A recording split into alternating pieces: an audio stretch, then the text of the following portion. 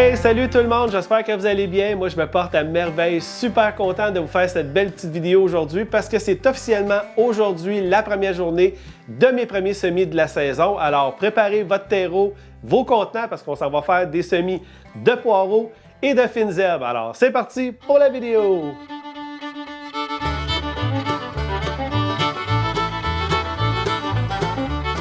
Alors aujourd'hui, je vous présente comment je vais faire mes semis de poireaux.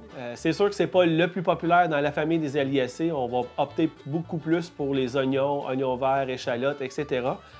Mais les poireaux, quand on sait comment bien les préparer pour avoir, parce que ce qu'on recherche des poireaux, c'est vraiment la tige blanche. On veut qu'elle soit le plus long possible. Donc, il y a certaines étapes à faire pour vraiment bien réussir. Maintenant, si je le classe dans les catégories de difficulté, le poireau est peut-être un légume qui est moyen à réussir. Pas parce que c'est difficile, c'est juste parce qu'il y a plusieurs petites étapes qui vont nous permettre de réussir à avoir la partie blanche qu'on veut la plus longue possible. C'est sûr que si vous les cultivez de la même façon que les oignons, ça va fonctionner. Nous, ce qu'on veut quand on commence à faire des potages et aussi des crèmes de poireaux, c'est vraiment la partie blanche qu'on veut qu'elle soit le plus longue possible pour en avoir plus quand on fait nos recettes à la maison.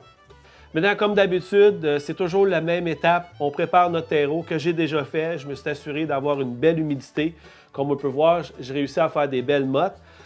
Donc, c'est sûr que je vais vous présenter ma façon de faire. Il y a d'autres façons qu'on pourrait les faire, mais je trouve que c'est très pratique de faire de cette façon-là. Je m'assure d'avoir tous les bons côtés pour réussir à avoir la longueur que je vais avoir besoin quand je vais faire ma plantation. Je vais utiliser des casseaux qu'on peut retrouver parfois en jardinerie. C'est sûr que d'en trouver de ce format-là, j'en ai pas trouvé.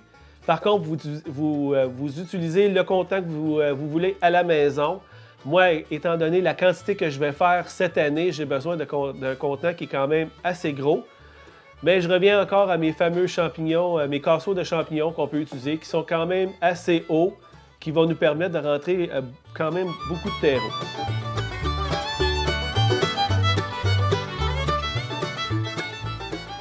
Donc, c'est pas compliqué. Les premières étapes, c'est toujours la même chose. Ce qu'on va faire, c'est qu'on va venir vraiment remplir notre contenant de notre terreau qui est déjà très humide. Donc, on s'assure de le remplir quand même assez plein parce que les poireaux ont besoin de beaucoup de nutriments parce que ils vont passer quand même un bon bout à l'intérieur avant de commencer à les planter à l'extérieur. Donc, n'importe quel plant que vous faites à la maison, quand on les conserve longtemps dans leur contenant, il faut juste s'assurer d'avoir une bonne quantité de terreau. Sinon, si vous les faites dans les multicellules, bien, c'est sûr qu'après un certain nombre de temps, vous allez être obligé de les sortir et de les transplanter dans un autre pot beaucoup plus gros parce que vous allez voir les feuilles qui vont commencer à jaunir, vont commencer à manquer de nutriments. Donc, ce que j'ai fait pour mes poireaux, j'ai rempli mon contenant comme je fais toujours. Je m'assure de toujours le mettre plein à rebord.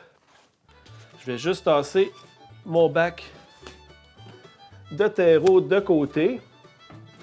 Donc, ce que je vais faire au lieu de l'entasser avec les outils que j'utilise, ce que je vais faire, c'est que je vais juste le soulever et le laisser tomber de cette façon-là. Donc, le terreau, ce qu'il va faire, c'est qu'il va juste se compacter un peu. On n'a pas besoin de le faire avec des outils ou le taper avec nos mains. Dans cette grande quantité-là, vous allez voir, on est capable d'en semer beaucoup. Mon intention, c'est vraiment d'en avoir le plus possible, mais je ne veux pas non plus que mes poireaux soient tassés un dans l'autre. Donc, ce que je vais faire, c'est que je vais me tracer 2 lignes. Comme je vous dis, ça dépend toujours du contenant que vous avez à la maison. Un bon format que vous pouvez faire, si vous regardez dans vos bacs de recyclage, des fois, on achète des contenants de laitue. C'est un bon format, il faut juste s'assurer d'avoir des trous au fond. N'importe quel contenant que vous avez à la maison, assurez-vous de toujours avoir beaucoup de trop pour vous assurer d'avoir un bon drainage. S'il y a trop d'humidité dans votre terreau et l'eau ne se draine pas, malheureusement, vous risquez de perdre vos semis parce qu'ils vont pourrir, il va y avoir trop d'humidité.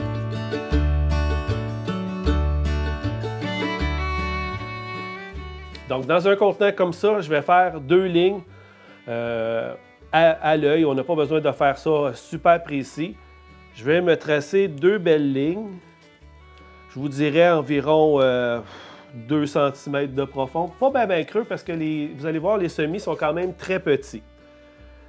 Donc, la première variété, c'est les Tadorna de Johnny Seeds que j'utilise. Ce que je pourrais faire, c'est que je pourrais les mettre à la volée comme ça à partir du sachet. J'aime bien ce petit outil-là qu'on peut retrouver un peu partout. C'est un sémoir qu'on appelle. Ce qui est amusant avec ce format de sémoir-là, c'est qu'on a différentes grosseurs de petites ouvertures pour adapter la grosseur de nos semences qu'on a à la maison. Donc, si on a des petites, on prend le plus petit trou. Donc ici, à la grosseur des semis, je vais le mettre à la position 2. Je vais m'en mettre directement dedans. Bien, comme je vous dis, je pourrais les prendre à la main et les déposer comme je vous ai montré dans la dernière vidéo avec les oignons à la volée. Ça pourrait marcher. Par contre, moi, j'aime faire des belles rangées parce que c'est beaucoup plus facile des éclaircir, d'enlever ceux qui ont moins bien poussé. Et je peux avoir amplement d'espace pour mes poireaux parce qu'ils sont quand même assez exigeants. Ils ont besoin de beaucoup de nutriments. C'est pour ça que je leur donne beaucoup de terreau. Donc, j'en ai mis environ une centaine à l'intérieur de mon sémoir. Ce que je vais faire par la suite, grâce aux petits trous, je vais être capable de sortir quelques petits semis à la fois. Donc, je vais taper dessus tranquillement, délicatement pour les faire tomber quelque peu. Pour en avoir, je vous dirais, par rangée, environ une cinquantaine, plus ou moins. Bon, je vais faire la même chose avec la deuxième rangée. Je vais déposer quelques semis. Donc, dans un casseau comme celui-ci, j'ai environ, je vous dirais, une centaine de semis de poireaux. C'est un peu la même chose que quand on avait fait nos oignons. C'est la même chose. Vous pouvez faire des petites lignes ou les lancer à la volée par la suite. C'est beaucoup plus facile de les séparer pour faire la deuxième étape qui va être dans une autre vidéo pour faire notre préparation pour les amener dehors. Par la suite, ce qu'on a seulement qu'à faire, c'est vraiment les recouvrir de terreau délicatement. On fait juste les recouvrir quelque peu pour s'assurer que notre terreau soit en contact les semis. On fait juste légèrement appliquer une petite pression et voilà, le tour est joué. Donc pour cette étape-là, c'est vraiment très simple, c'est pas compliqué. C'est dans les autres étapes qu'on doit s'assurer de faire les bonnes choses au bon moment pour s'assurer d'avoir une belle germination, une belle croissance aussi pour réussir à avoir, comme je vous expliquais au début, d'avoir la partie blanche le plus long possible.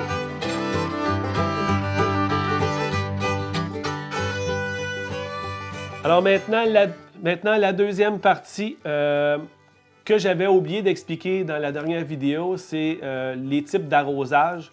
Je vous avais montré une première version qu'on pouvait arroser sur le dessus à partir d'un vaporisateur ou d'une bouteille qu'on fait des petits trous sur le dessus pour s'assurer que les jets ne soient pas trop gros.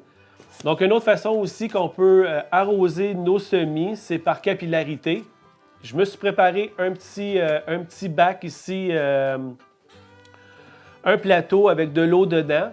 On m'a demandé dernièrement savoir combien d'eau qu'on doit mettre dedans. Moi, je vous dirais commencer par un petit peu parce que quand vous allez mettre vos contenants à l'intérieur, on ne veut pas que ça déborde. Donc, comme je vous expliquais tantôt, il faut s'assurer qu'on ait beaucoup de trous en dessous de notre contenant pour s'assurer du bon drainage. Mais quand on utilise la méthode de capillarité, bien, il faut avoir des trous parce qu'on veut que l'eau puisse rentrer par le trou.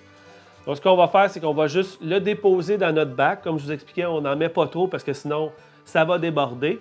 Et on le laisse un certain temps. Maintenant, combien de temps?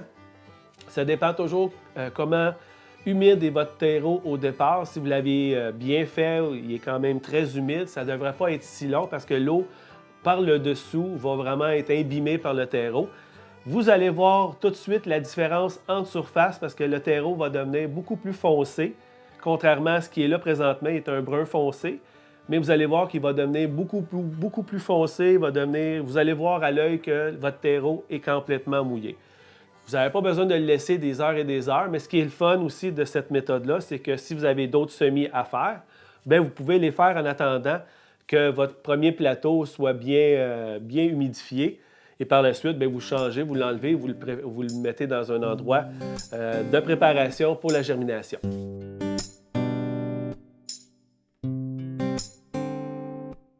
Alors maintenant, les fines herbes. Aujourd'hui, j'ai du persil, du basilic et de la coriandre, trois fines herbes qu'on utilise très souvent, mais ça pourrait être aussi du romarin, du thym, etc. Donc, ce que je vais vous montrer aujourd'hui, c'est quelques façons, tout dépendamment de la quantité aussi que vous voulez à la maison. Peut-être que vous voulez seulement qu'un contenant et contenir seulement tout votre persil dedans, ou vous voulez en avoir plusieurs, comme j'ai déjà mentionné. C'est des belles associations qu'on peut faire avec certains légumes dans notre potager. On peut en mettre un peu partout, donc on va plutôt opter pour l'option du multicellule. Sinon, si, comme j'expliquais, vous voulez l'avoir seulement dans un pot sur le rebord de la fenêtre à la maison pour les utiliser en cuisine, bien, on va utiliser un contenant rond, le fameux casseau de champignons encore une fois. Mais comme je vous dis, là, il y a plusieurs formats carrés, des petits, 2 pouces, 3 pouces, 4 pouces qui sont 4 cm, 5 cm, 10 cm, tout dépendamment de la grosseur que vous voulez. Moi, aujourd'hui, je vais vous montrer deux façons. Mais gardez en tête qu'il y a plusieurs formats qu'on peut les faire dedans. C'est la même chose. Donc aujourd'hui, je vais vous montrer dans le multicellule. Étant donné que moi, j'aime bien en avoir beaucoup, un peu partout. C'est toujours plaisant d'en avoir. Comme ça, quand on en a besoin, bien, on n'est pas restreint à seulement qu'un pot à la maison. On peut aller en chercher un peu partout. Ça se marie super bien avec certains légumes pour vraiment faire une belle association. De cette façon-là, on les protège aussi.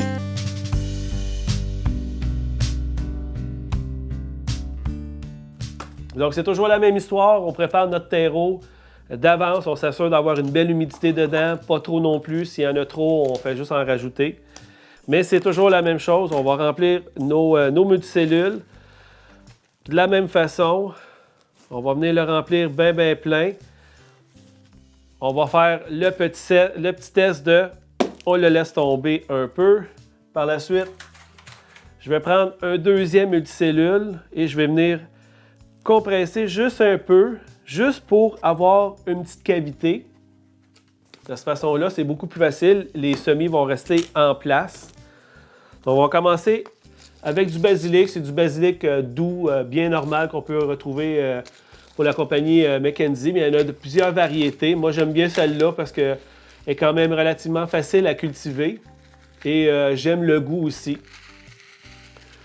Donc, pour le basilic, tout dépendamment la quantité que vous voulez avoir dans le multicellule de 12 que j'ai ici, je vais en mettre environ 3 par cellule. On pourra en mettre plus, on pourra en mettre moins, ça dépend. Moi, j'aime pas en mettre seulement qu'une parce que si malheureusement elle ne germe pas, on se retrouve avec un multicellule qui est vide. Donc, si on en met 2, 3, on s'assure au moins d'une germination presque assurée à tout coup. Donc, je vais en mettre environ 3 par cellule. S'il en tombe 4, c'est pas plus grave que ça. S'il y en a seulement 2, c'est pas plus grave non plus. Mais le but, c'est vraiment d'en avoir au moins 2 à 3 pour s'assurer d'avoir un plant qui va pousser dans le multicellule et non pas en retrouver. Comme ici, j'en ai 4, mais c'est pas plus grave. Je ne commencerai pas à les enlever. Sinon, ça fait des journées qui sont longues quand on commence à vouloir toutes les enlever. Même que celle-là, j'en ai mis 4. Mais c'est juste pour vous donner une idée que de cette façon-là, on s'assure toujours d'avoir une quantité dans nos multicellules. Si on décide de le faire dans un casseau de champignons, c'est la même chose. On va remplir le terreau bien plein. On va le laisser déposer. On peut le taper avec le petit outil que je vous ai montré, là, un petit morceau de bois qu'on se fabrique à la maison. On fait juste l'écraser. On vient les mettre à la volée, la même chose. On essaie de ne pas trop les mettre collés parce que si on décide de les repiquer individuellement, c'est beaucoup plus facile quand ils sont séparés. Comme ça, on risque de ne pas briser les racines de l'autre plant qui est juste à côté. Par contre, ce qu'on peut faire, c'est qu'on peut les mettre quand même assez tassés et on fait juste écraser un peu. On sort la motte au complet et on peut le mettre dans un gros contenant qu'on a à la maison de fleurs qu'on met un peu partout. Ça fonctionne aussi. Donc, mon premier basilic est fait. Je vais faire la même chose. Je vais recouvrir de terreau. Juste un peu. On n'est pas obligé non plus de le compresser, mais on peut juste comme taper pour s'assurer que le terreau soit vraiment en contact avec nos semis. Par la suite, il reste l'arrosage. Comme je vous ai expliqué tantôt, on va le faire par capillarité. on va le laisser un certain temps. Un autre truc aussi pour savoir, c'est parce que si on ne sait pas combien de temps le mettre, il y a la couleur, comme j'expliquais tantôt, c'est quand on va voir que la surface va devenir beaucoup plus foncée, on va le voir tout de suite à l'œil que le terreau est trempe. Donc on va les enlever ou on peut faire le test du poids. Quand vous allez le mettre, vous allez sentir que votre contenant multicellule a un certain poids. Par la suite, quand vous allez l'avoir mis dans l'eau, quand vous allez soulever, vous allez voir qu'il est beaucoup plus pesant parce que là, le terreau est gorgé d'eau. Donc, c'est une autre façon aussi de s'assurer que notre terreau soit très, très, très humide. Par la suite, on n'a plus besoin d'arroser jusqu'à la première germination. Si vous aviez bien fait cette étape-là, votre terreau devrait être suffisamment humide pour tout le temps de votre germination. Je vois des gens, des fois, qui sont pas sûrs, qui voient que ça n'a pas poussé encore, ils vont rajouter de l'eau et rajouter.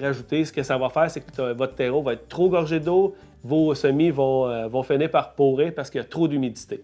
Donc, on arrose une fois, on les laisse aller et on attend le nombre de jours pour la germination.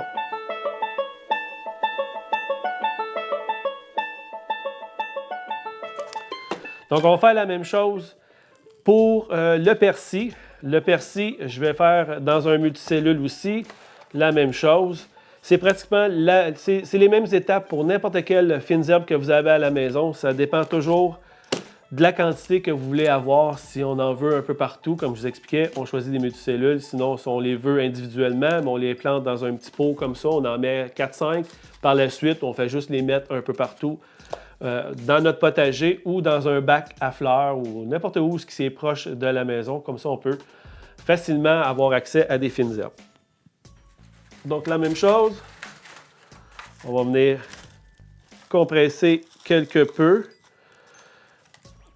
Je ne sais pas si je l'avais déjà expliqué, la raison pourquoi on compacte un peu notre terreau et non pas l'écraser, c'est que quand on va arriver, surtout dans les multicellules, quand on va arriver pour sortir la motte, quand on va l'écraser, ça va être beaucoup plus facile parce que quand on va tirer dessus, le terreau va venir au complet. Si on a mal fait ça, c'est pas plus grave que ça, c'est juste que quand on va le tirer, bien, le terreau va rester soit dans le fond du multicellule ou il va casser en deux.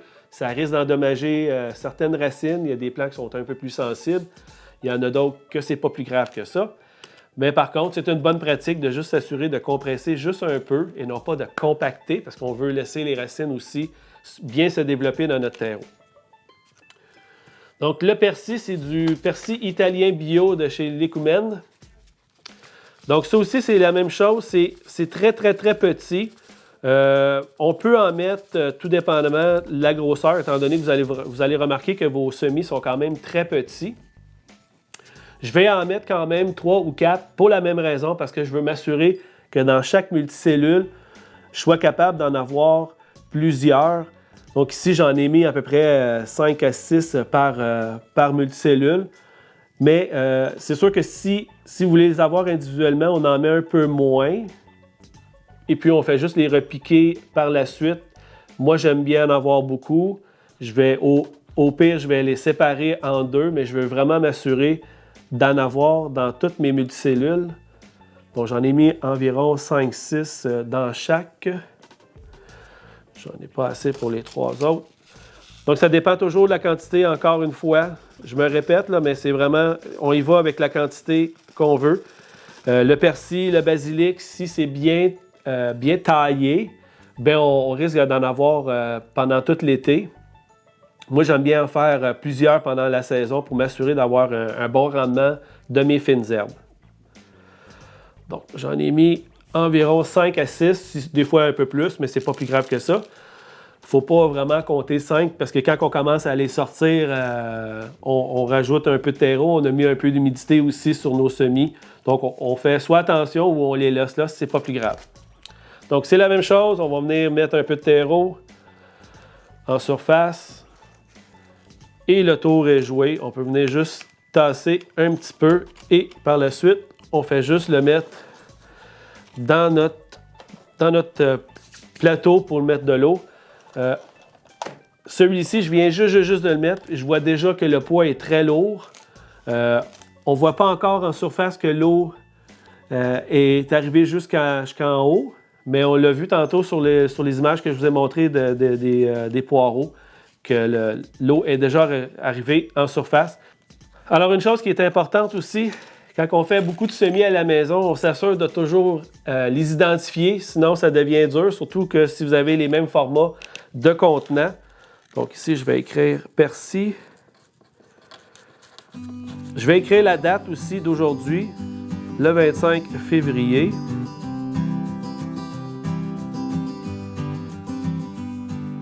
Maintenant, on va passer à la coriandre. Je vais encore le faire dans les multicellules parce que celui-là, c'est un peu différent du basilic et du persil. On va seulement qu'en mettre quelques-unes dedans, contrairement au persil et au basilic, qui les semis sont beaucoup plus petits. La coriandre, les semences sont un peu plus grosses. Donc, la même chose, on va venir compacter juste un peu. Donc la coriandre, c'est de la Calypso ici, de chez Johnny Seeds, que j'aime bien. Vous allez remarquer que vos semis sont beaucoup plus grosses. Donc ce qu'on va faire, c'est qu'on va en placer par cellule environ 2 seulement. La germination est quand même assez bonne. Je vais en mettre 3 juste pour vous montrer que c'est possible aussi. Mais c'est de 2 à 3 maximum. Donc, je vais en mettre 3 parce que je me sens généreux aujourd'hui et je veux m'assurer d'avoir de la coriandre. C'est tellement bon. La coriandre, on aime ou on n'aime pas. Moi, nous ici, on adore. On en met presque partout. Donc, c'est toujours amusant d'en avoir amplement pour quand on fait beaucoup de recettes. Donc, on va en mettre 3. J'espère d'en avoir assez. Ah, il y en a une de trop ici. Je vais la déposer là. Donc, j'en ai mis 3 par cellule. J'espère qu'on va les voir.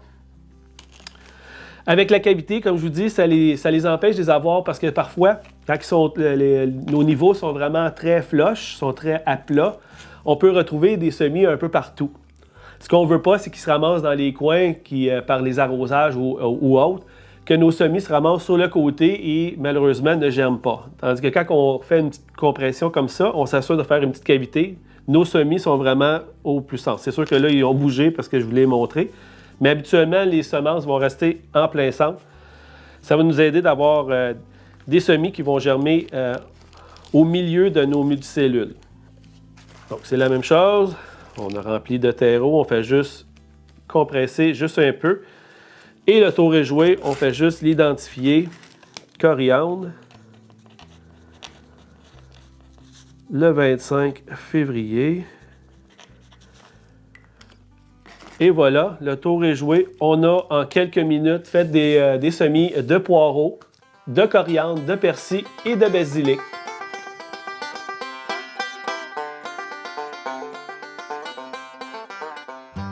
Alors, nos premiers semis de l'année sont faits de poireaux, de basilic, de coriandre et de persil. On doit leur trouver un endroit pour les laisser germer. On m'a posé dernièrement certaines questions par rapport à est-ce qu'on doit les mettre en noirceur ou pas. Pour les poireaux et la coriandre, je vous dirais qu'on n'a pas besoin de température optimale. C'est vraiment des légumes qui vont très bien pousser dans un environnement beaucoup plus frais. Donc, mes poireaux, je les ai complètement mis sur la tablette où je n'ai pas de tapis. Je les ai empilés un par-dessus l'autre en m'assurant que le contenant ne touche pas au terreau parce que je ne veux pas écraser non plus les semis. Je veux leur donner la chance de pouvoir pousser.